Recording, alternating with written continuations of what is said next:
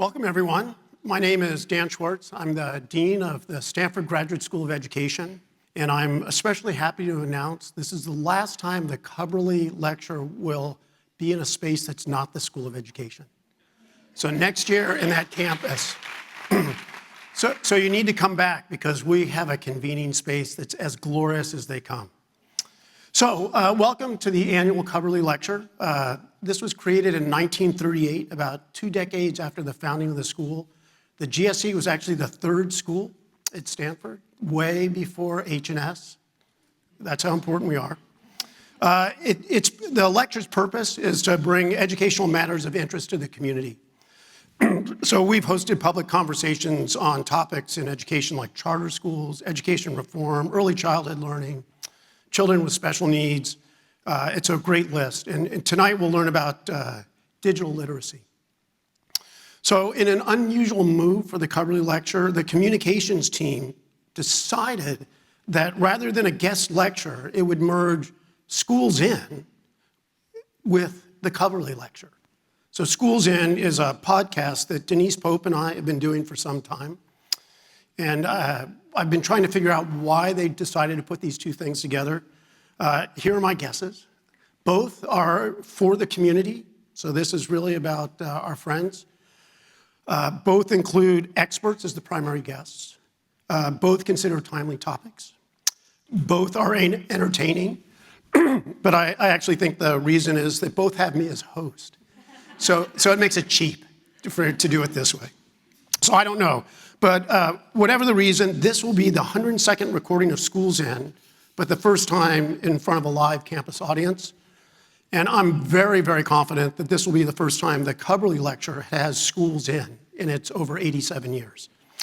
So tonight we're diving into digital media literacy and how we can best prepare young people and not so young people to navigate the changing information landscape and the technologies that shape it.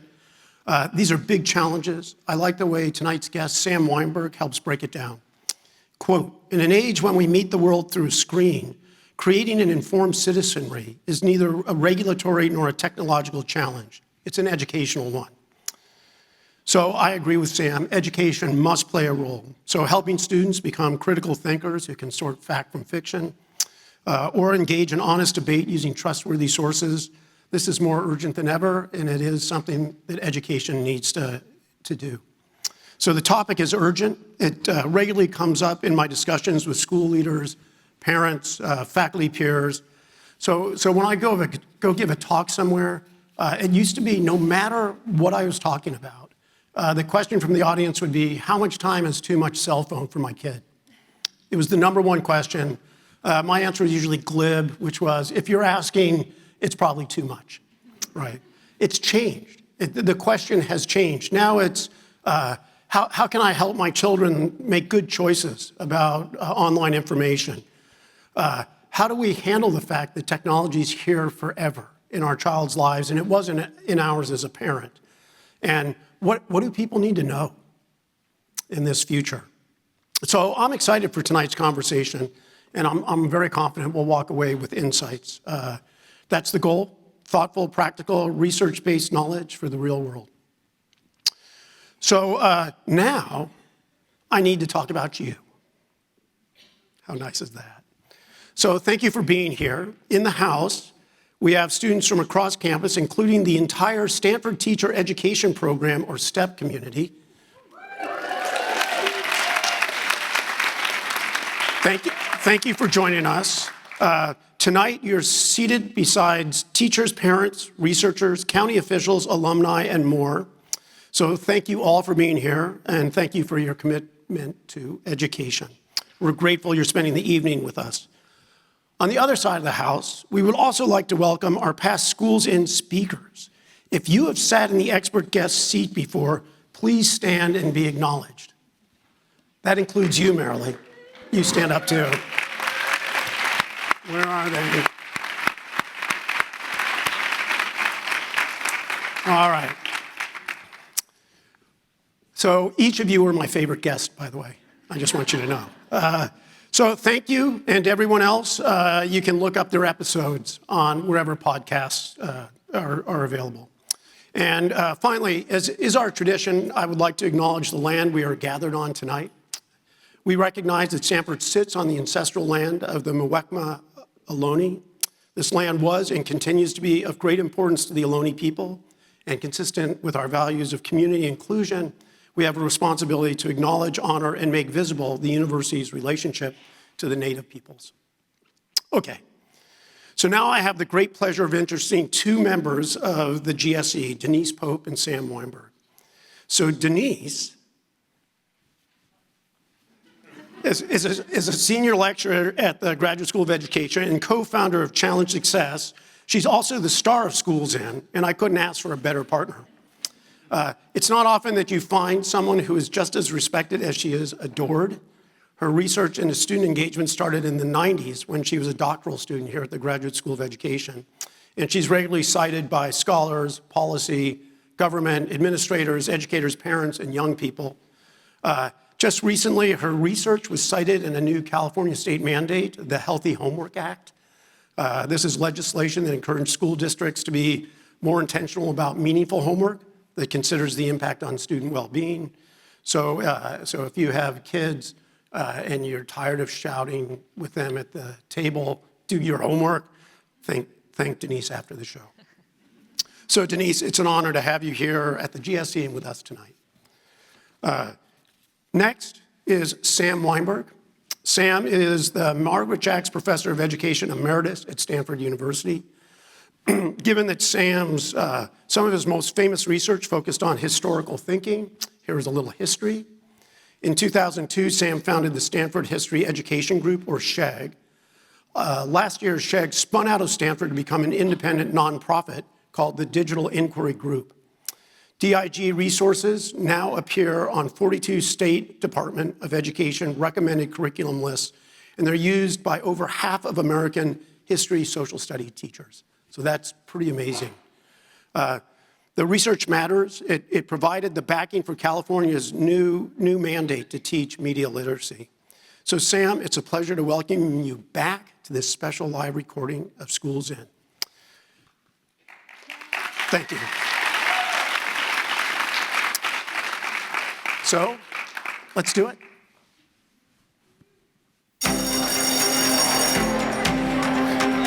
Welcome to Schools In, your go-to podcast for cutting-edge insights in learning. From early education to lifelong development, we dive into trends, innovations, and challenges facing learners of all ages. Together, we bring you expert perspectives and conversations to help you stay curious, inspired, and informed. All right. Hi, Dan. Dr. Pope, it's good to see you. It's good to see you, too. I'm really excited. Yeah, this is our first live recording in front of Stanford, period, so it's pretty exciting. Yes, it is. So it's digital literacy, and I don't know what it is. So you're ignorant. So here's Come to the right place. Here's my guess. I listened to Jane Austen on a podcast, or not on a podcast, but digitally in my car. And so it's like, it's literature, which must have something to do with literacy, and it's digital. Yeah. Am I there? No. No. First of all, do you really listen to Jane Austen in your car? I don't buy it. Do you? I was a good humanities. Okay, yeah, I was good. yeah. My minor was English in college. You didn't know that? You know what? I did know that your minor was, and your major was? God, I forget. It must have been important. It was philosophy. I know. This is a very okay, literate person, although not digitally literate, I think, as we've just proven. So it's a really good thing that we have an expert here today. So Sam, thank you so much for returning to the pod, and especially in front of this live audience. And I wanted to get us started with just, what is digital literacy, and how do we know when someone is actually digitally literate? Well, thank you. First of all, thank you for having me. It's an honor to be back on the campus. So what is digital literacy? On the most basic level, it's the ability to go online and discern what is true from what is sham. So a couple of examples. We're in Springfield, Ohio. were Haitians grabbing their neighbors' cats and stringing them up and barbecuing them. This is a claim that ultimately made its way to 67 million Americans. And so the ability to look at something like that and decide, no, I think I better check that out. Now, let me say in the same breath, more recently, what's gone viral is the claim that Elon Musk turned the election using Starlink for Trump, and that actually the winner was Harris. So again, this is the kind of thing that can be established if you know what to do, but if you don't know what to do, you become part of spreading digital pollution. And so that's at a basic level, given how much time and how dependent we are on our digital devices, it's the ability to have confidence in information about whether to believe it or whether to kind of hold off and say, probably not. So this is really tangential. I love the expression digital pollution. Do we know what percentage of the internet is digital pollution? An awful lot. Like 45%. The chances that I find something false are really high. Well, again, we can think of widely believed views that millions and millions of Americans are holding. And so clearly this is not a minor problem. This is a problem that affects us. It affects all of the subjects that we teach in school.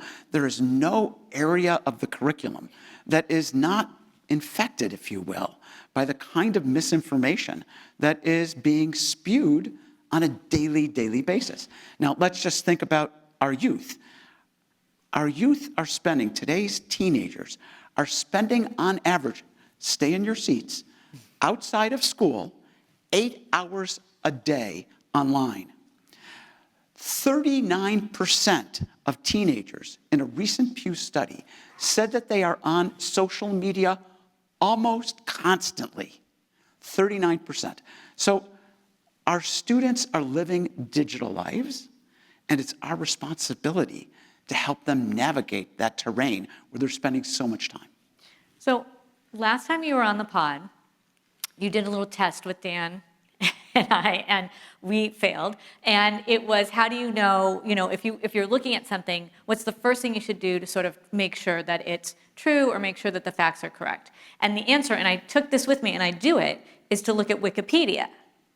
Is that still the same answer? Is that one of the things that you would say to do, or are we beyond that now? That's not quite, if you check the podcast, Okay. that's not quite the response that I had. This is what I'm saying. We failed. We're still failing. It's funny, all I remember is that I got the wrong answer. I have no idea You didn't what even he know said. okay. I have no idea what he That's so said was the funny. right answer. Let me provide a small, gentle correction. Thank you.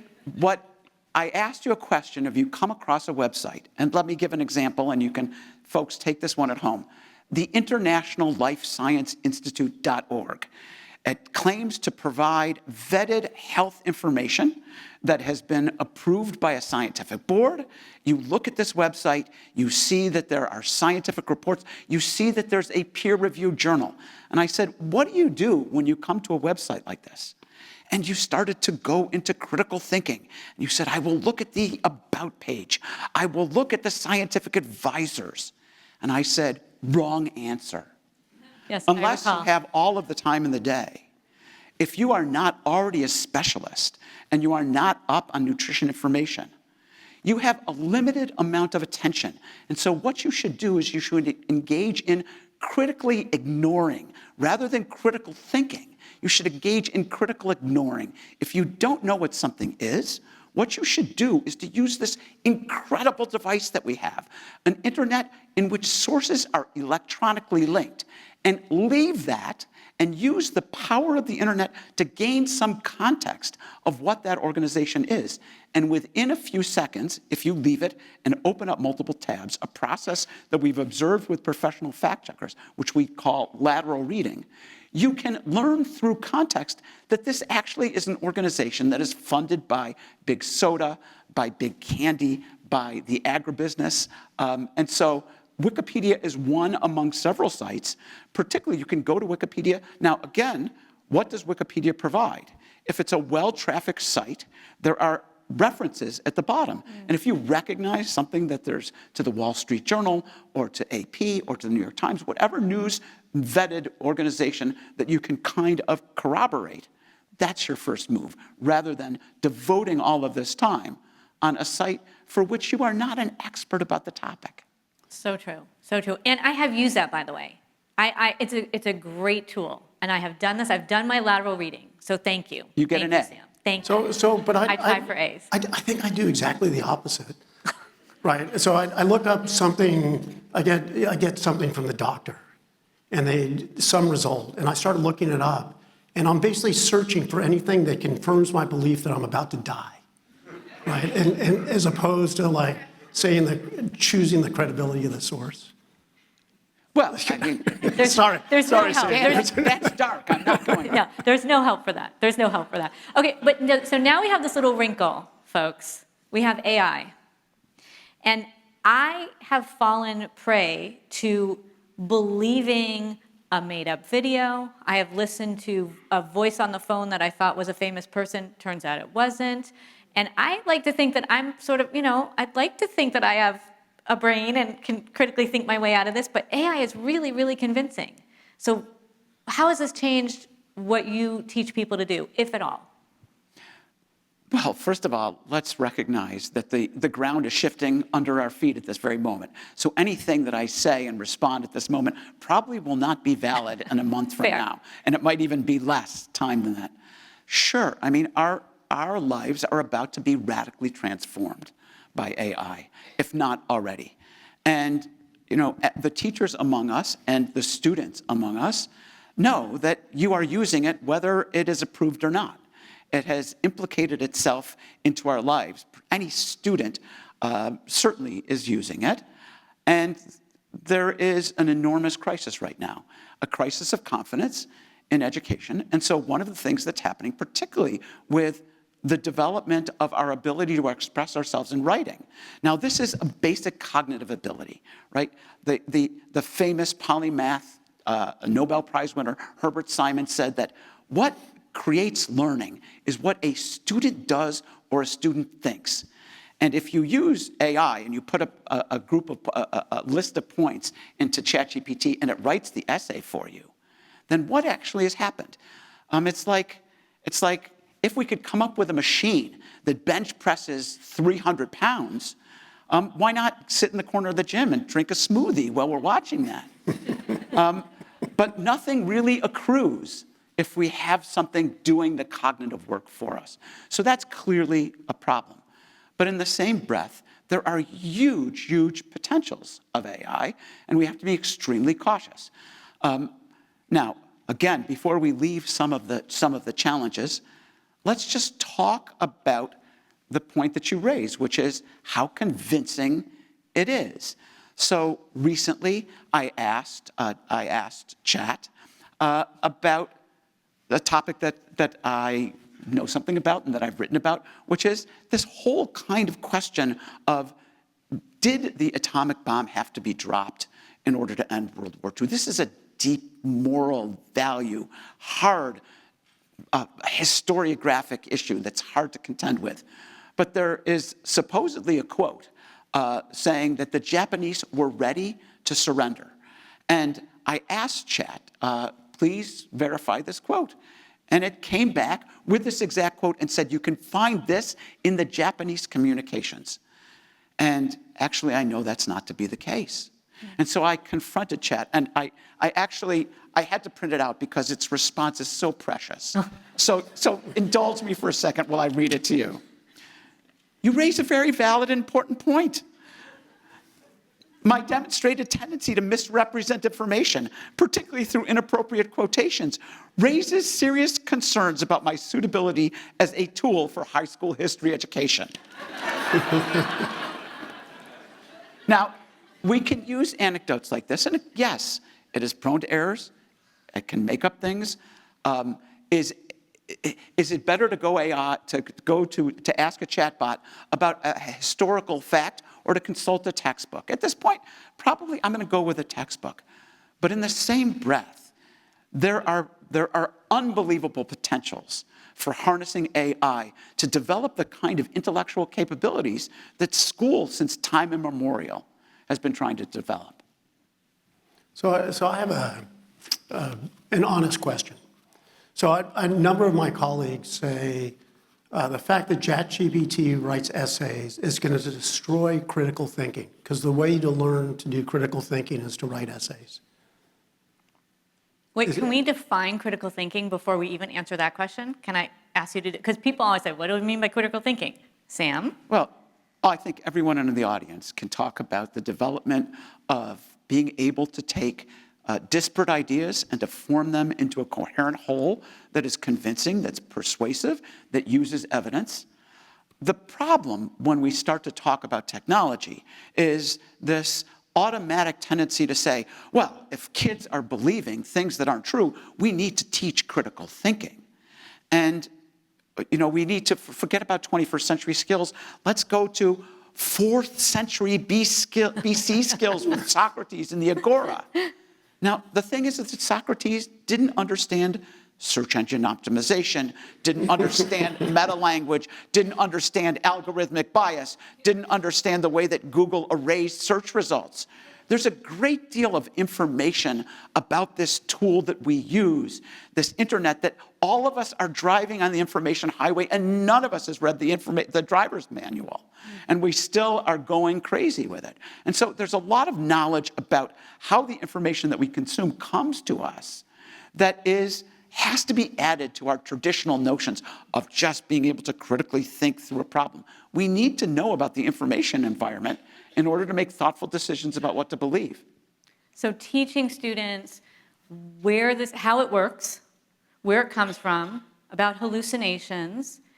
What else would you add to that list? Well, again, one of the things that we've seen, so we did a large study in 2021 where we had 3,446 high school students across the United States hooked up to the internet, and we gave them a series of tasks. And so here's one of the tasks. The students saw a grainy Facebook video that claimed to say that there was widespread vote cheating in the 2016 Democratic primaries. Now, this video was actually shot in Russia. A fact that if you know the right keywords and you open up another tab, you can find 3 students in 3,000 actually made it to the right place where that video was created. Now, there's clearly an issue here. That's so depressing, 3 Sam. students in 3,000. So, we have to do something, and the ways that we're going about it are not the right ways to go about it. Let's go back to the beginning of the questions. You asked about digital literacy. Yeah. Where is digital literacy in the school curriculum? Right now, if you find it, it might be in a single couple lectures by the school librarian, if there is one. I want to give you a statistic. With the Digital Inquiry Group, we count our downloads. So for our history curriculum last year, we had over 1 million downloads of our curriculum. We had 67,000 downloads of our digital literacy curriculum. Why? Because there's no place in the school curriculum for essentially bridging this gap between the lived experience of our students and what we teach in school. So what we're trying to do with the Digital Inquiry Group is to create curricula that can be infused in all of the subjects of the school curriculum. This is the only way that we're going to build a bridge between students' experience and what we want them, how we want them to become informed citizens in a digital society. Love it. It's good proposal, good solution. So I'm going to answer Denise's question. Oh, good. I'll be right back. So here's one I think people need to learn. Okay. So the new thing about the AI is it's really easy to make stuff. And it'll be very easy for students to generate fake news, so to speak. And so you need to teach them why you might not want to do that, teach them to think about responsibility, ethics. Right, so that seems different to me, the ability for the students themselves to produce things that would show up on the internet. I agree. I think that's part and parcel of it, of course. Because we do such a great job teaching ethics already. Right? I mean, now we need a whole other curriculum. So you guys are proposing we get rid of trigonometry so we can make space for this? Is that the... No, I don't think it's an either or at all, but I do, you know, there are parents out there are teachers out there who just want to know what should we do. I think downloading Sam's curriculum, great idea, right? I think teaching responsibility and making good choices and not posting deep fakes and pornography and blah, blah, blah, whatever that's called now with the cyber sex. Great idea, don't do that, right? But I think we need more, like I'm getting duped. No. Help me. So Wikipedia. Dan, you said eliminate trigonometry. No, that's exactly not the way to think about it. Okay. The way to think about it is that it's not either or, it's both and. So a student comes across, what are the browsers of choice for students in high school at this point? Oh, I know the answer to that. I asked that to a bunch of kids. Okay. The majority of this generation gets their news from TikTok and Instagram. And one more. YouTube. These are visual media. And so you come across a TikTok video claiming, that the Holocaust didn't happen, claiming that there were 20,000 African Americans who were put into concentration camps by Union soldiers in Natchez, Mississippi in 1865. This is heartfelt claims. Now, there's lots of things that happen, particularly in our history, that textbooks don't report. So how do you know what's true? You're teaching the Civil War, and you come across a student says, did you know that hundreds of thousands of African Americans suited up in Confederate grays and fought on the side of the Confederacy, fought for their own continued enslavement? Here's evidence. Now, when you're teaching the Civil War, these are if you are interested as an educator in preparing students, not for more school, but for the society in which they live, the information environment that surrounds them, then this is not an either or. That TikTok video has to be brought into the classroom. It has to be interrogated, and we have to teach students how to be able to discern whether that's something to be believed, or whether in that particular instance, that is a lost cause piece of propaganda. 100%. 100%. Why are you looking at me like that, Dan? I'm still trying to figure out what I'm supposed to do when that TikTok video shows up. I think I don't quite have lateral reading. So I see this, a student brings it, or I see it. I'm not quite sure, my intuition is, well, let me rely on my common sense, and then I'll make up some facts that help me believe what I want to believe. But you have a technique here that I don't quite know. So, let's begin with a common thing not to do that is often used. A TikTok video of a guy who says, we ought to ban high school football, or we certainly need to regulate it because there's all these kinds of problems with concussions. And you listen to it and you say, wait a second. This is fear-mongering. This is, kind of raising our heartbeat for something that's really overblown. Who is this dude? And his name happens to be Chris Nowinski. And what do you do with that? You say, well, he doesn't seem that convincing. That's not digital literacy.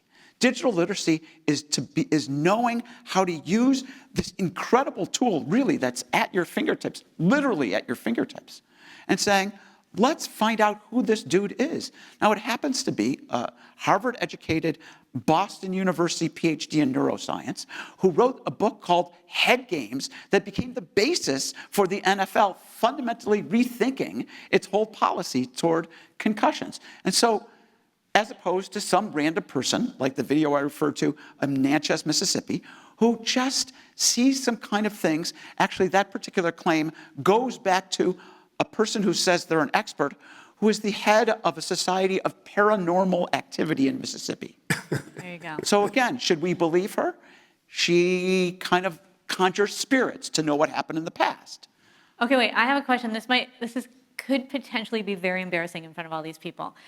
I thought that people don't necessarily use their real name. So if I see this person on TikTok, all I'm seeing is a handle, like a made up, like Miss Piggy kind of handle. And then how do I Google to see who the person is? Am I wrong? Well, again, if it's anonymous and they're talking about Natchez, Mississippi, and they're talking about the Devil's Punch Bowl, and they're talking about 1865, then you've got some keywords. So that's And what now- you meant by now keywords. I gotcha. Let's talk about AI for a second. Okay. Let's put this into chat. Let's put this into Claude. Let's put this into Perplexity. Let's put this into Gemini. And if you ask for sources, you ask and you give the kind of prompts, not just say to your chatbot, is this true? But in addition to that prompt, and this is where we have to start to think about the new kind of education that our students need. How do we kind of think like the large language model and prompt it for the kind of solid answer that we want it to produce? So we ask not just, is this true, but provide the sources for your information and preferably provide academic and scholarly sources. You get a very different answer and a much more thorough answer than if you just say, is this true? Now, if you want to then look at a source, then you go back to the source and say, is Breitbart a solid source I should believe? Or is something that is published by Stanford University Press more of solid ground to stand on? I'm not going to answer that question. That sounds like a trick question. All right. So you're a mom, you're a dad, you're a parent. What do you want the parents to know? Do you want the parents to be sitting with them and saying, hey, don't be spreading around TikToks that aren't true? Do you want the parents to be teaching? Like, what's the parents' role in all this? So let's think about a hierarchy of harm. Okay. So what are the things that are most potentially harmful that our children are doing that we ought to know about? And there was a report, an expose in the April 26th Wall Street Journal about sex bots on Meta AI, where there are user-generated sex bots. One of them is named Submissive Schoolgirl. And the Wall Street Journal reporter, Jeff Horowitz, over a period of months, created scenarios where he played the role of adolescents. And essentially what this chatbot engaged in was providing a menu of sexual and bondage fantasies and drawing adolescents into this kind of world. So let's just be clear. There are ever-present dangers out there that if we don't know what our children are doing, it's not an easy environment to be in. So let's talk about that for a second with AI. Now, if our student is circumventing all of the assignments in school and using ChatGPT for them, then we need a kind of heart-to-heart, come-to-Jesus talk about what's the purpose of school and how do you develop that muscle? And do you want to kind of send a robotic chat into the gym to do the bench presses for you? And what will happen if you do that? Will you grow? And so there are a lot of things that we need to do as parents. Sam, could you make a TikTok video of that speech? I think it would go viral. Everybody wants to be able to make that speech to their kids. Only if people then look up who I am and whether I am That's so good. That's so right. particular opinion. That's so right. That's so right. Oh my God. Well, we could go on forever with this kind of talk, but we do have a panel coming up after this. So we could go on forever. Dan, I always put you on the spot for some takeaways for our audience. So it's a little surprising. Digital literacy, if I've got it right, is knowing to track the source, figure out where it came from, which is quite different than sort of understanding different genres of digital media. Yes, 100%. Sam? The takeaway that I want all of us to have is that our eyes deceive us, that there are forces out there that want to dupe us, that that have a lot of money behind them, and if something looks good, the classic, if it quacks like a duck, if it walks like a duck, if it smells like a duck, it might be a duck, but it might not be. So the idea, we are called upon to make all kinds of decisions as a citizen for things for which we lack the requisite background knowledge. Frederick Hayek, the economist, said that the mark of a developed situation is being able to benefit from knowledge we don't possess. Now, the internet allows us, if we know how to use it, to be much smarter than we actually are. But we have to know how to use this incredible tool that's at our disposal. Sam, it's so important. Thank you so much for that. I'm going to leave here walking away, not just with my Wikipedia from last time, but with this knowledge that I can't possibly be an expert in everything I'm going to see.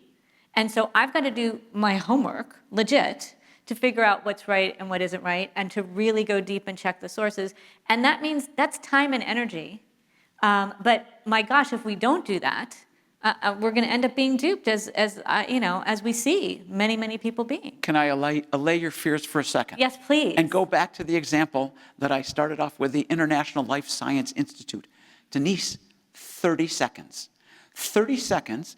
I mean, we tend to think of sources as in an environment of scarcity. We're in a very different environment. We're in an environment of overabundance. And so our critical thinking ability, the first step of critically thinking, is to determine whether the object of thinking is worthy of thinking about. And in the case of so many things, that establishing whether you should stay on that website or whether it's better to quickly find another source is a half a minute of your time if you know what to do.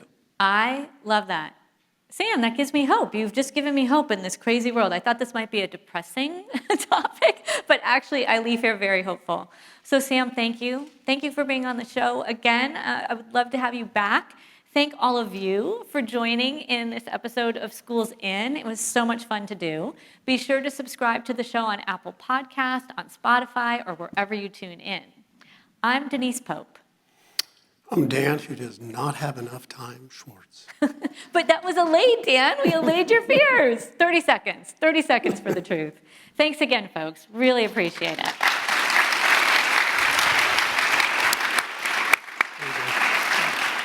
Now let's meet our panelists. So in this section, Denise, who is a superb interviewer of a panel, is going to engage people with different kinds of expertise about the information ecosystem.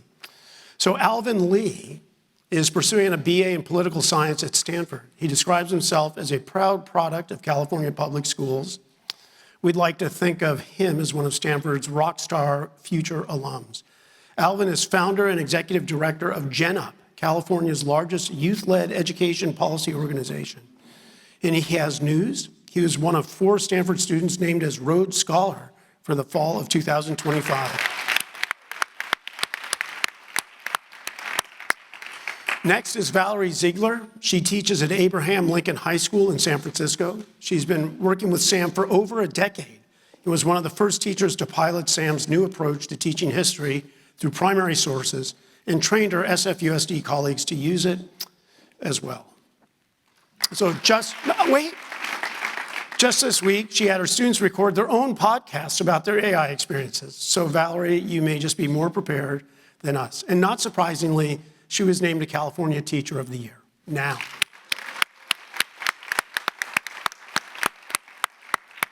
Last, Janine Zacharia is the Carlos Kelly McClatchy Lecturer at Stanford, where she teaches journalism skills and techniques for understanding the changing news environment. She's written extensively on tonight's topic, including a newsroom playbook for propaganda reporting, helping even seasoned journalists manage the flood of misinformation. She may be the only female journalist, unaccompanied, married Jewish woman ever to be in Saudi Arabia. She went in 2011 during the Arab Spring to report for the Washington Post. It's really impressive. So thank you, Janine.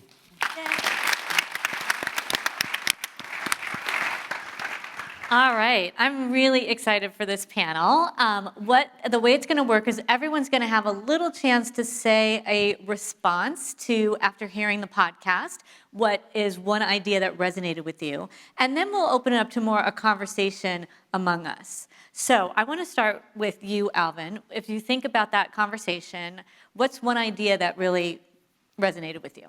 This is a bit sort of more specific. The two of them can probably more talk about the broader picture, but Sam had a point about how a lot of students these days are using AI as a way to understand different information and literacy sources they're navigating. A lot of my friends are huge Perplexity fans. We're obviously sort of in the ivory tower here at Stanford in terms of how we consume information and leverage digital technology. But again, AI has this very powerful danger of hallucinations. I've seen it a lot from firsthand experience. And so when we talk about misinformation and disinformation, it's not just about the overabundance of false information that's coming our way all the time, but even in these very narrow institutions and technologies we use to interact and understand the world around us. So I think that's something to think more critically about too, is how AI is really transforming how we understand and perceive information. Okay, we are gonna definitely delve further into that in a minute. But thank you, Valerie.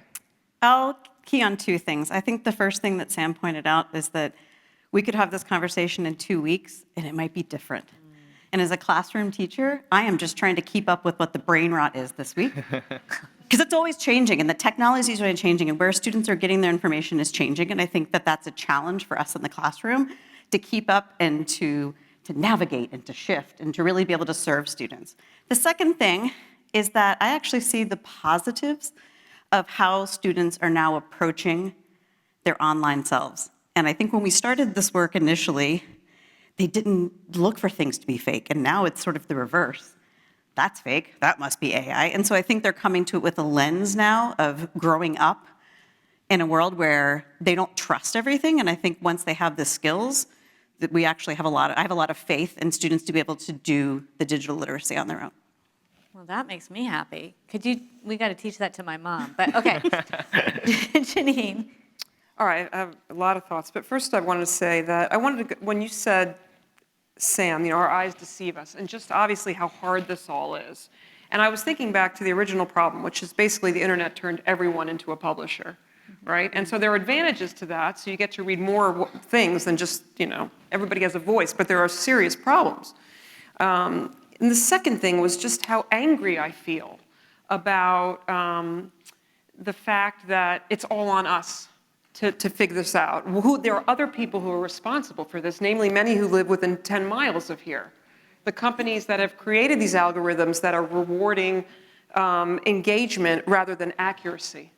And so until we solve that problem, we're going to be constantly fighting for downloads of curricula, right? And so I think that needs to be centered. And just how urgent it is for people to do what Sam's saying about knowing the author of the, being curious even. I was on a hike this past weekend, and one of the guides heard me telling what I do. I teach at Stanford, and so I started asking him, well, what's your media consumption, And he was telling me about a podcast that he really likes. And I said, oh, tell me about the podcast. So it was called, I think, The Emerald, and he was telling me about it. And I said, oh, yeah, who is it? Who does the podcast? And he really relies on this podcast, right?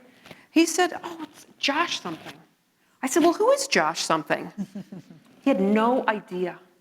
And this, I think, is people are, resonating with material without even the basic curiosity of who's putting that material out there. So that is just so critical to teach. Yeah. Sam, these are the ahas. Do you have a reaction to any of these before I go deeper? The reaction I have, I want to pick up on something that Valerie said, and this woman is an extraordinary educator. One of the reactions that people have is the opposite of being gullible is not trusting anything. My colleague Mike Caulfield calls it trust compression. When we distrust everything, we say, you can't believe anything that you read on the internet. Ultimately, we put ourselves in the hands of authoritarians. And so when a a leader says, you can't believe anything, believe in me, that is a very dangerous place for democracy to be in. Yeah. And so the critical question for us as educators is how to cultivate a sense of discernment of what to believe in and what to reject, not this sense of you can't believe anything. Yeah. No, I think that's so important. And I want to go back to Alvin, because you're talking about misinformation and disinformation, and all of your peers are using this. So what are some things that you and your peers do when you face this? Are we in this like, well, we can't believe anything mode, or are there actual things that you're doing? Yeah, that's a great question. I think it's sort of in between. I think there's a lot of information where students might have requisite knowledge, where they can sort of discern that this is probably fake news. Our generation, Gen Z, was the first generation that sort of grew up chronically online, and so I think the benefit of that is we understand the utility of the technology, we understand how to navigate this information ecosystem. Obviously, not as well as we'd like to, but I still think there's that fundamental knowledge. But I think that where it gets really complex is when you're talking about information like political news, for example, right?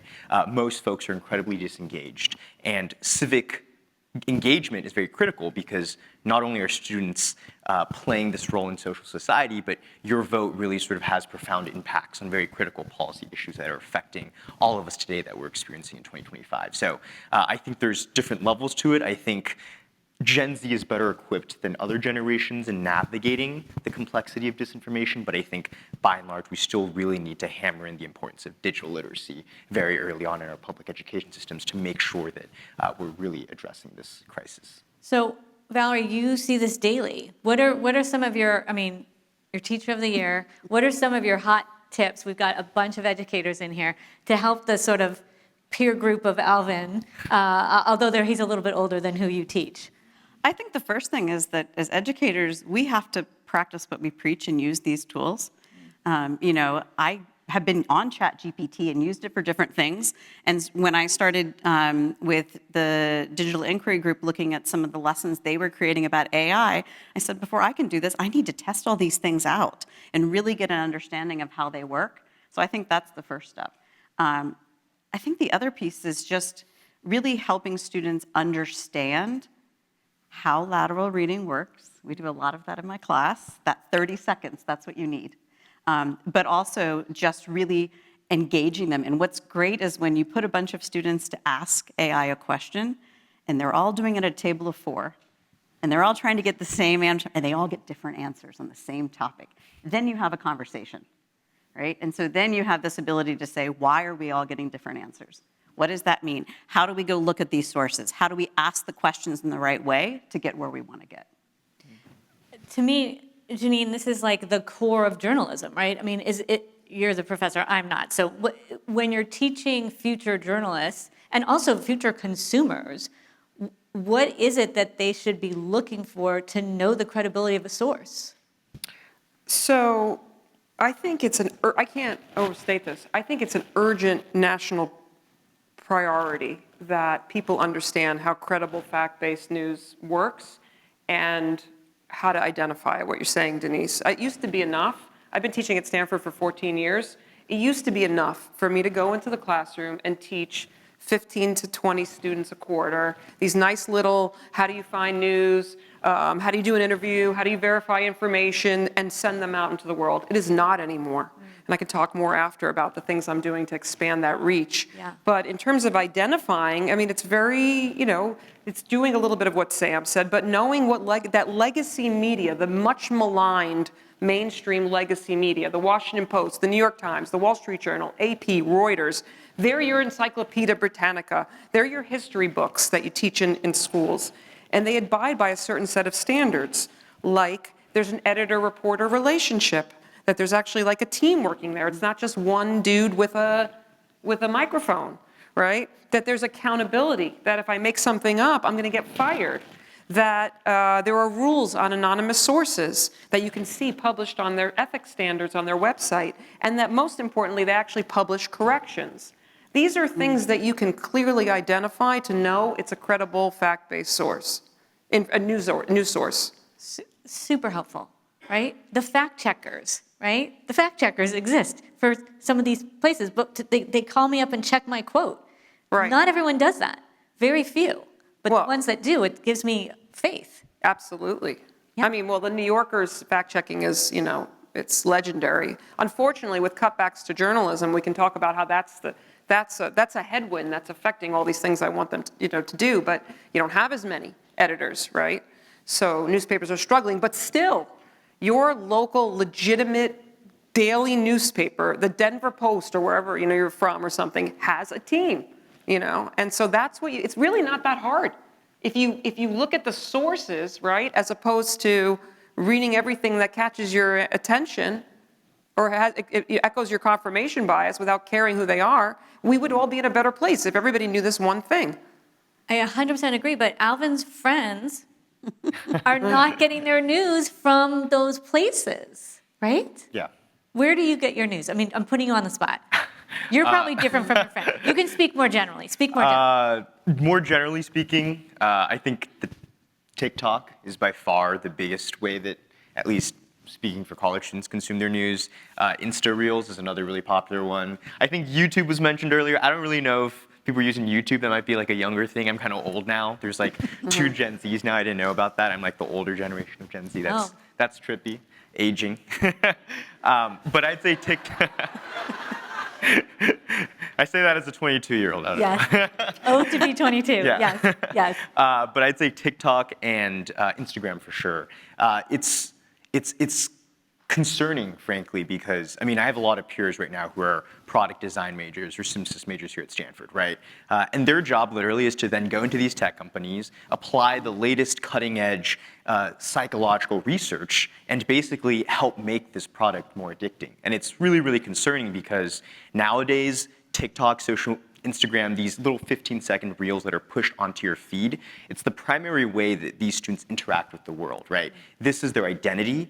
It's how they shape who they are. It's how they discover themselves. And that has really, really significant consequences that haven't been seen before sort of digital media exploded. And so, yeah, it's very scary. And I think that this is why digital literacy is so critical to that, because it's very important that students learn how to understand the effects of this content that they're seeing.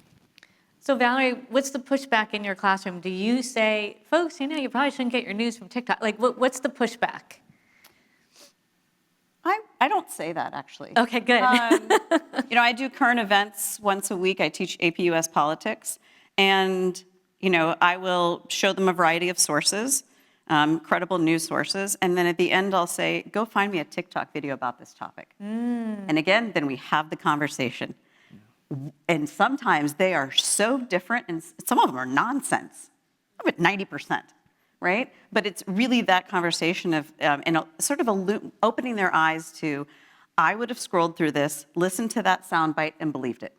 And it gets them to stop and say, okay, where is this information coming from? Where am I getting it? And just, I think, again, in high school, giving them the tools to think about that process. Because, again, their lives are digital. And when I ask students what do they want their parents to know about their lives, they're just on their screens. And so part of that is having those conversations about where they're getting the information so that hopefully when they aren't sitting in a US politics class and someone's forcing them to talk about it and look at it, they're doing that on their own. Denise, I want to clarify something. We just did an event, our Rebley Symposium in the Department of Communication 2 weeks ago, right over there in the adjacent room, called The News Influencers. We did it in Encina. The News Influencers, what legacy media can learn from online content creators. So I'm not saying that everything on TikTok is wrong, right?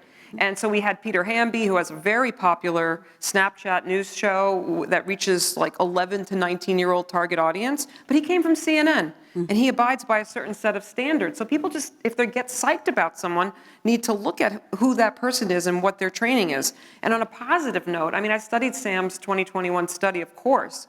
I gave a talk at our daughters, they go to a 3rd through 8th public school in Redwood City, and they had a festival of words. And I made like an AI, version of the principal, and I put it up next to the real one, and they all very easily picked out, the real one. They were screaming, having fun. And then a little 4th grader raised his hand, and he said, what do we do? I'm not getting political, Dan, don't worry. What do we do when the President of the United States posts an AI photo of himself as the Pope. I was stunned, you know? But the point is, I think they are so aware. You know, my 11-year-old who's obsessed with skincare products right now and is on YouTube all day, and I'll say to her, Edie, Mommy, I researched it, and they know. I mean, not all of them, but I'm kind of more, is it bullish? What's the word? Like, on the younger generation than I am the older generation right now a little bit. I don't want to sound a lot like Jeff Hancock, my colleague here, who's always like, everything's going to be fine, but they know a little bit of this, you know? Sam, you're making a face. Well, you know, what's the difference between surfing the internet and trying to figure out what to believe and, I don't know, learning how to water ski? If you are learning how to water ski and something happens, you fall in the water and you get immediate feedback. When you're on the internet and you fall into a rabbit hole, you don't know that you've fallen into a rabbit hole. There's no cost. And so I taught a class, one of my last classes before we spun out as a nonprofit, called The Future of Information. And I want you to imagine some dude walking in with gray hair to a group of Stanford undergraduates, presuming to tell them something about the internet.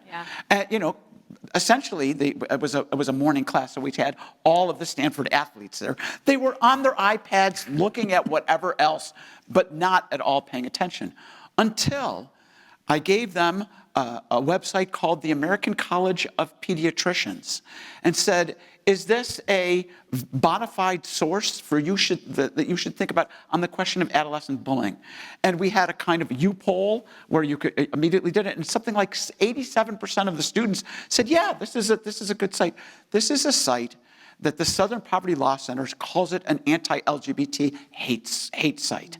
And when we pointed that out, all of a sudden, the students who were looking down at their iPads saying, what's this guy going to tell me about the internet? All of a sudden, the recognition of I can be an easy mark. I am easily duped. So the first kind of step is to help people understand that how easily they can fall into a rabbit hole. Now, Alvin was one of the engineers, or certainly one of the people who helped support this piece of legislation, California AB 873, which mandates the teaching of digital literacy in the state of California. The problem we have, folks, is we have mandates without materials. There is no budget line for creating the kind of curricula to actually put flesh on the bones of this piece of legislation. So right now, it has the status of essentially legislative hand-waving without the kind of budgetary consideration. One of the things that we're doing, and this is the way the nonprofit sector has to fill this goal, is that our nonprofit is trying to seek support to create the kinds of materials that would actually be able to enact this piece of legislation and give it meaning. No, totally. And I think it's great. And I'm so excited that you and your group helped to do that, Alvin. And I can tell you from my own work that I do with Victor Lee at the GSC, the students are much more involved and on ChatGPT and other large language models, and the teachers really aren't. I mean, Valerie, you're an exception to the rule right now. And now that's changing. And more teachers are learning about it, but there's also a real scarcity of professional development opportunities for educators to learn this, to even be able to put that curriculum into practice. Would you, Valerie, what's your views I'm not on aware of any training for teachers how to use. Okay, I'm school of serious. education, graduate school of education, we do. We have craft, we have a group But I'm saying that no does one's it. coming into our school district and offering this. This would be something that someone would have to sign up on their own free time or do it on their own. There isn't any, imagine starting out the 25-26 school year with everybody taking a professional development about that. That's different than me going on to understand ChatGPT and asking it to plan my vacation to Sicily based on the White Lotus, which is what I did. Right? I wanted to see how it worked, right? And how was that for you, Valerie? It made a beautiful graphic. But again, once I started using some of the materials that were created for Georgia State, which was interesting. Those materials were created, if I'm wrong, for an online class, correct? And I'm doing this in person. And once I started going through those lessons, I just realized there was so much that I didn't know. And again, that's the void. And I think you're right. It's this unfunded mandate aspect of it, but there's a lot of possibility in what it could be. And I think teachers are very interested in it. They're afraid of it, and therefore they would be open to having more training. The point about Georgia State is some research that our nonprofit is doing is working with Georgia State University to put these kinds of ways of thinking into the regular curriculum. We were working with a professor of political science who is responsible for 24 different sections of the class and over 4,000 undergraduates. And he said, well, I don't have the mandate, nor do I have the budget to bring all of my faculty in to retrain them. And we said, let's offer this asynchronously and have students do this online, where we created and paired the kind of digital materials about the executive branch, about Brown-Jackson confirmation for the Supreme Court, so that we dovetailed the kind of media with the topics that students were already going to study. And we saw just over a short semester an 18% growth in students' ability to make wise decisions. So there's a lot of useful things we can do until we wait for the revolution. These small changes, if they accrue, can have a big dent. The only thing we can't do is nothing. Right, right. So we're going to start Q&A in just a little bit, just to let people know. But I want to go back. Alvin, you told a story about, I think it was your mom, when we were first talking. So I kind of want to get into what is some advice for parents, right? We've already talked about what schools need. They need PD, they need Sam's curriculum, they need teachers like Valerie, they need the Janines out there teaching about legacy media and how it works. Tell the story about your mom, not to embarrass Alvin's mom, and then what your advice would be for parents and for kids. She's gonna get really mad at me for this one. Okay, but- sorry, I'm sorry. No, it's all good. So back in, I don't even know how old I was, but in 2016, I remember right before the election, that was 9 years ago, so this is too much math for me, guys, 13 or 14. No worries.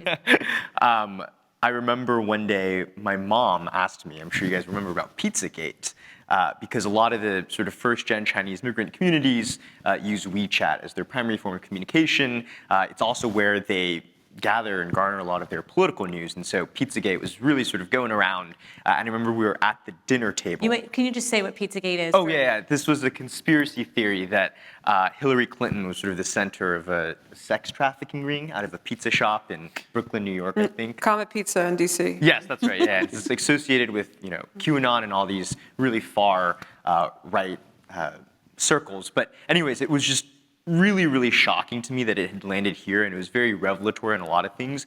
I think the big thing being, I'm very, inspired by my mom's trajectory. She was the first immigrant from China. She got her PhD in biology from the University of Kentucky out in Lexington. So this was someone who has this very educated pedigree who was asking me about this really ludicrous question that me as a 13-year-old would be like, wow, this is like insane. Like, why are you asking me this, Mom? This is obviously not true. And so I think to your point earlier and Sam's point earlier, yes, our generation is a bit better equipped at discerning these credible and infactual sources. And I think the older generation is very much sort of at risk right now. And you're seeing this play out in politics right now, but that doesn't mean that we're free from it as well. And even with conversations from a lot of my friends as well, they really don't know what's right or wrong these days when they talk about politics and all these different issues happening. So a piece of advice for either a parent or for your pals would be?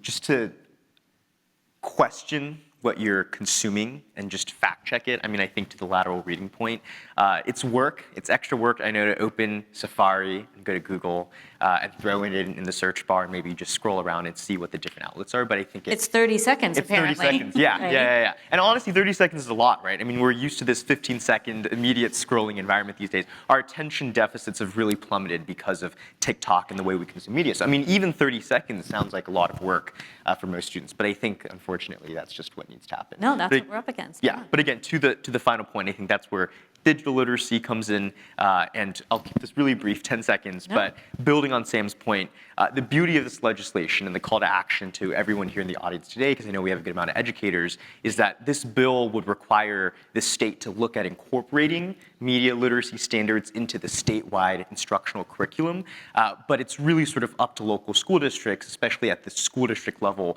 to have their curriculum committees then adopt this media literacy curriculum once it's rolled out by the state and then implement it at the school site level. So you all as educators and members of the community have a really big role to play in really ensuring that media literacy actually lands in schools and isn't just the state sort of waving a magic wand and virtue signaling. No, I think that's so important. And Valerie, you're in it every day. You're in the school. You're in the classroom.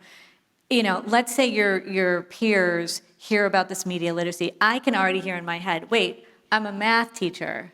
I'm a this teacher. You know, you have an edge in a way, or people might say this because of the topic that you're teaching. It seems like it really fits. So what would you say to your advice for your peers? You know, I'm a social studies teacher, but I'm also a CTE teacher. Okay, And explain what CTE is. Career technical education, and specifically in the energy, utilities, and environment sector. And yes, there are lots of things out there about climate change, so that would be a natural. But I think the conversation, again, is there's content that's learned in high school, but there's also skills. And our job is, you know, as high school educators is really to equip students with the skills to be successful outside of them. There are soft skills, you know, how to write a resume, how to get up in front of a group of people, how to have conversations. And I think this is one of these soft skills that all of us should be working together to make our students digitally illiterate. Advice, Janine? For parents, I think you have to model good behavior like everything else, right? Like kick $10 a month to your local public media. Tell your kids what that is. Put it on the radio. Subscribe to a newspaper and send them links to those articles and make sure they're logged in so they don't hit the paywall. Like, you know, ask them how they know things when they say something, or ask them to show you the TikTok. Oh, what is that? Oh, who is that person? Oh, really? Did you see who that, you know, engage with them about it. And that's what I try to do with our kids. Love it. Sam, last word before Q&A. You know, the work that we're trying to do, which is to fill this gap and to give meaning to some of the kinds of things that we know need to happen. Right now, there is a chasm between students' lived experience and the experience that they have in school. We have to find a way to create a bridge between those two worlds. Big round of applause for our panelists.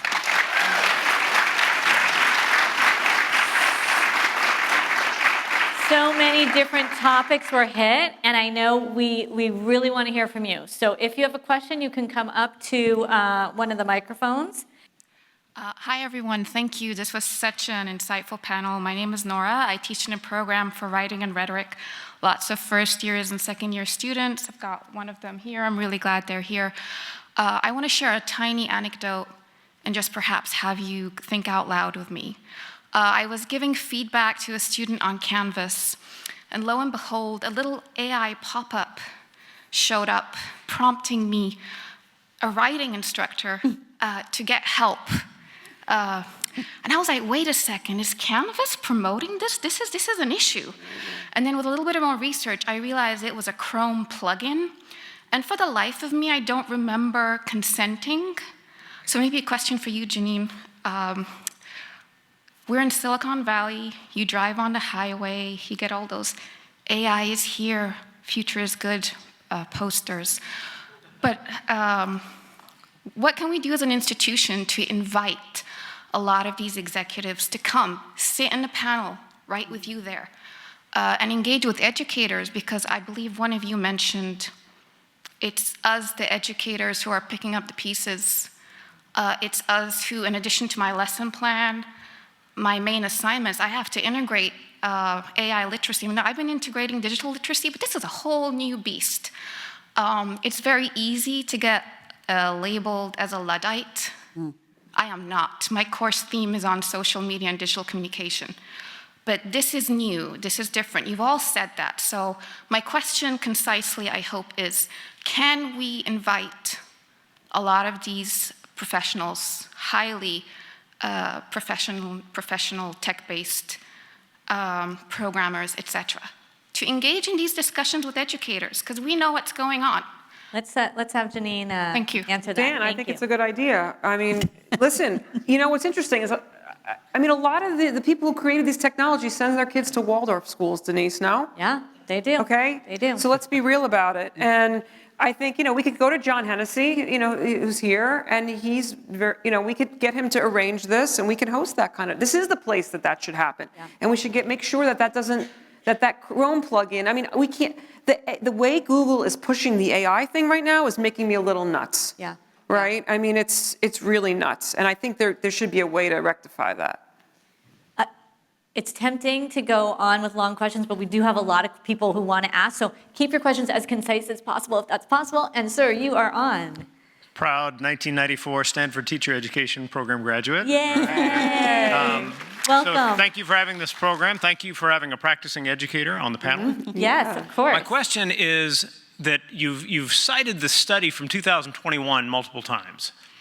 As fast as all of these technologies are developing, do you worry that the relevance of that study diminishes over time as a result of the changes in the technologies and the speed with which people are beginning to get used to using them in different ways? Sam. I would worry about it if the subsequent studies showed a fundamentally different result.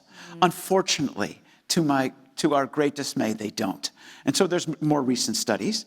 But I think that leaves a kind of pessimistic sense that I don't want to hover above this room. What we've also done since 2021 is we have done studies where we did a randomized control study in Lincoln, Nebraska public schools. And we showed that in less than 6 hours of instruction, students grew at a rate of 40% in their ability to make thoughtful choices about what to believe. 6 hours is 2 hours less than the average amount of time a teenager spends online in one day. Yeah. So just imagine what could happen if this was put into the warp and woof of the way of the curricula that we have. So again, we can move the needle. These things are not intransigent. They're not things that can't be taught, but they need to be taught. That's more hope from Sam. I just want to keep pointing that out. This is an uplifting panel. Sir, you have a question. Hi, my name is Emilio, current Stanford Teacher Education Program candidate. Yay! This one is, thank you. This one is for you, Sam. So Twitter's AI, Grok, recently had this, you know where I'm going with this? Yes. And I refuse to call it X. They had this thing where no matter what question you would ask it, it would give some sort of response about white genocide in yes. South Africa, and understanding Elon Musk's politics and his investment in this. It comes to no surprise. But I personally think that this happening is kind of a good thing because it sort of debunks a lot of the mysticism that's around AI and some people treating it as just absolute gospel and just believing everything that it says. So I think that now AI is starting to fall under the same credibility range as some of the popular news outlets, where there's going to be a category of people that just sit down and just believe everything it says at face value. And there's going to be others that with increased digital and media literacy are able to kind of look at it from a more critical lens. So I wonder, what are your thoughts on where we're headed in terms of how we view AI credibility, and if there are any either systemic changes or there's a talk about professional developments that can be implemented that can help kind of close that gap of people that just take everything that AI says at face value and people that are able to be more literate and view things through a critical lens. Sam. So recognize that these products are not altruistic products. They're products that depend upon the marketplace. And so there was a piece recently in The Atlantic by my colleague, my co-author of Verified, Mike Caulfield, about the sycophancy of ChatGPT, where there is a particular example. Someone asks the bot,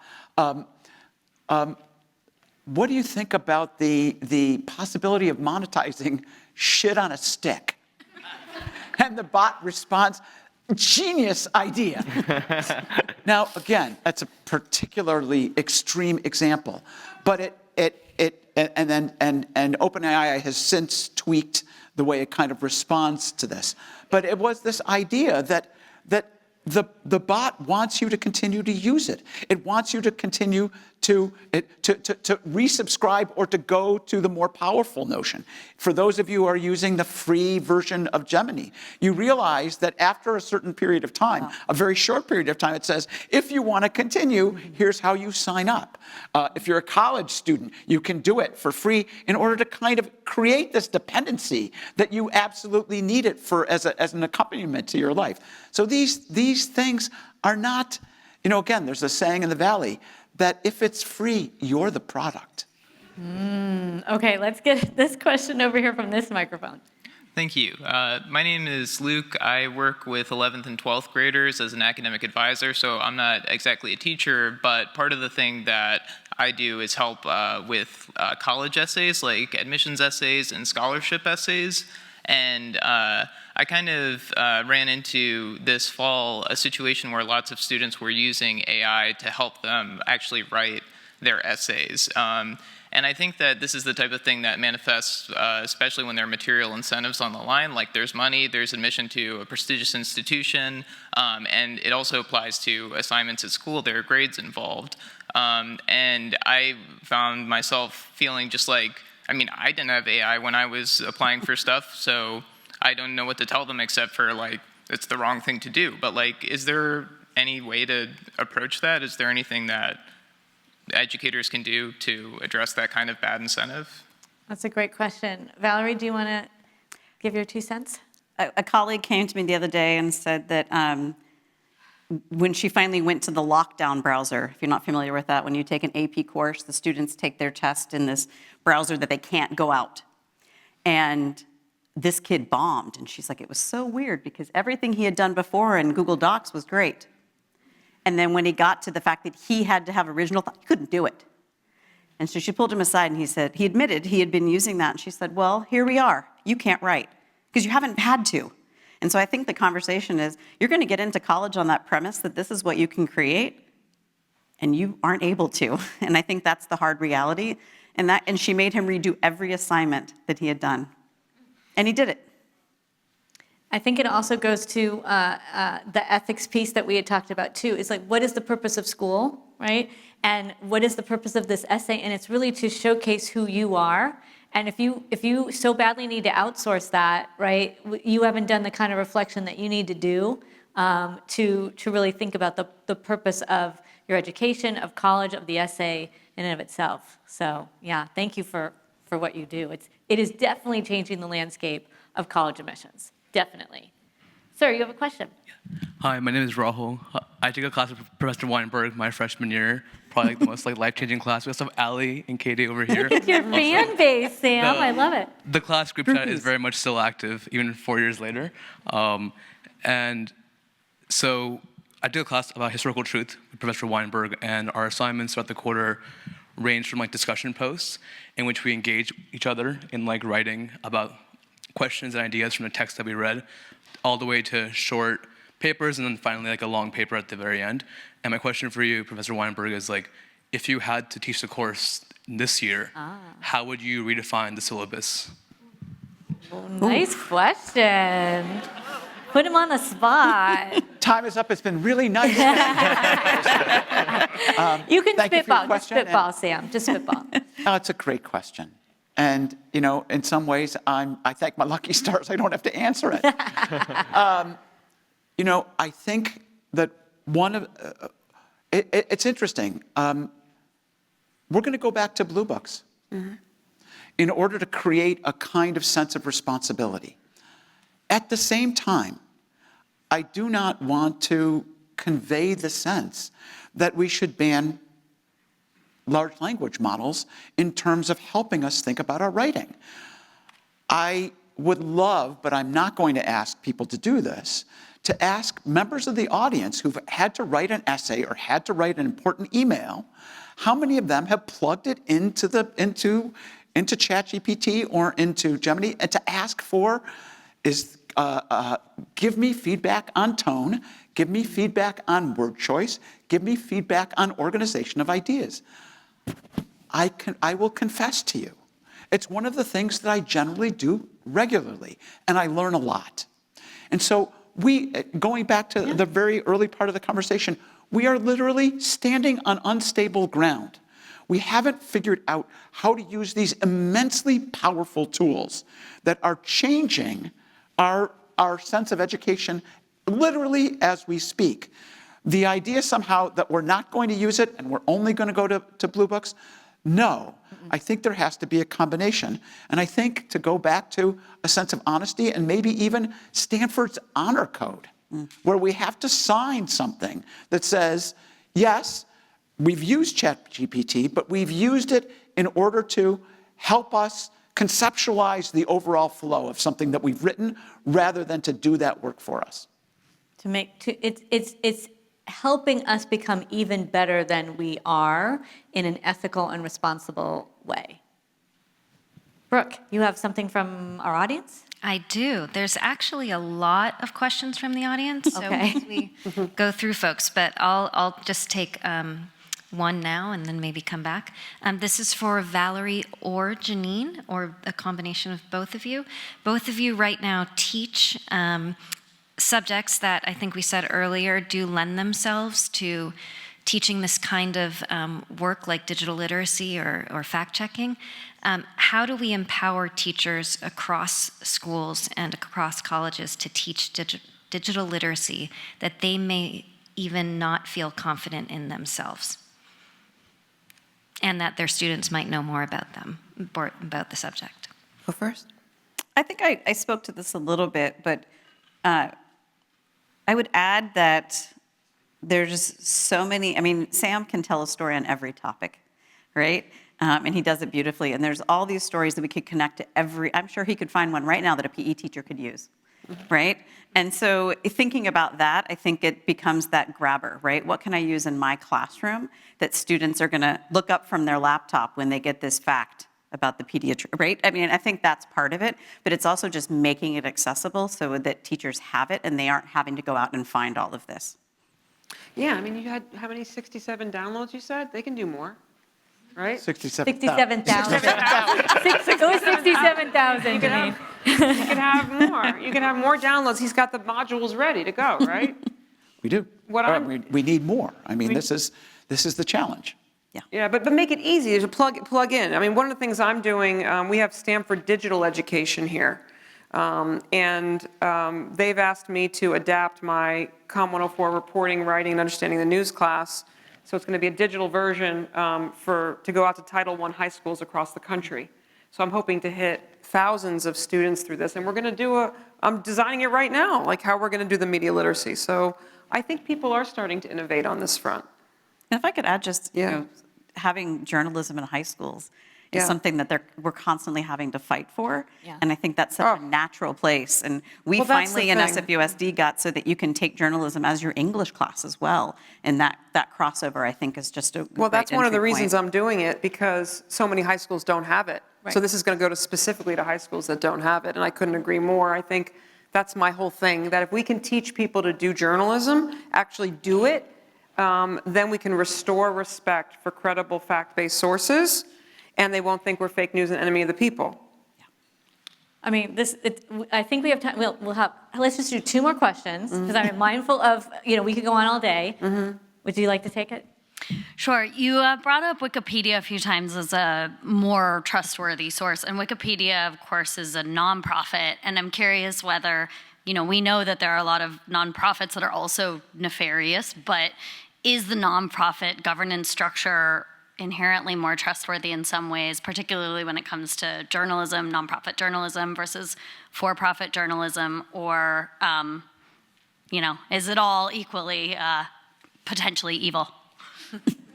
You asking about Wikipedia or nonprofit journalism? In general, the nonprofit versus for-profit governance structure. Yeah. I didn't bring up Wikipedia. Dan brought up Wikipedia, right? Sam brought up Wikipedia. Who brought it up? Sam? Dan brought it earlier. Sam brought it up. Denise originally brought it up. For tonight. Check the transcript. Okay, tonight I brought it up first. Rerun the tape. Yes. Okay, Janine. When I give a talk, I call the error of noise, from fake news to the future of journalism, and I say 6 things you can do right now. The first thing is support public media. And we are in a crisis in this country right now with what's going on with NPR right now. And if you want something to do, you better get on the horn and call your congresspeople and call your senators and say, this cannot stand. Because Thank you, Janine. Totally. you are not getting a good, healthy media diet if all you're doing is watching like MSNBC or Fox or CNN at night and getting agitated. Or TikTok. Or TikTok. This is entertainment. This is talk radio in these new forms. We need public media, yes. Where there's a serious disinformation campaign is about, oh, it's all liberal lie and all this and everything. You know, I chaperoned my daughter's 8th grade trip to DC last month. You know why I went? In the middle of the quarter, when I had teaching 2 classes? Because I wanted them to see the Korean War Memorial, but I wanted them to go to NPR. And I took them and we arranged a trip. And everybody here, when their kids are, or they know kids going on the 8th grade trip, I said, why are we not doing this School Tours of America? Show the kids what's happening at NPR. Love it. It's a gem. We have to fight to support it. You heard it here, folks. Yeah. Brooke, last question. Oh, and then Sam will let you talk. But Sam Brooke, last doesn't like question. NPR? We'll leave NPR for a second, but I want to address the idea of nonprofits. Again, by a show of hands, how many people think that if a domain has .org, it's gone through a vetting process? Raise your hand. Oh, come on, liars. It's a trick question.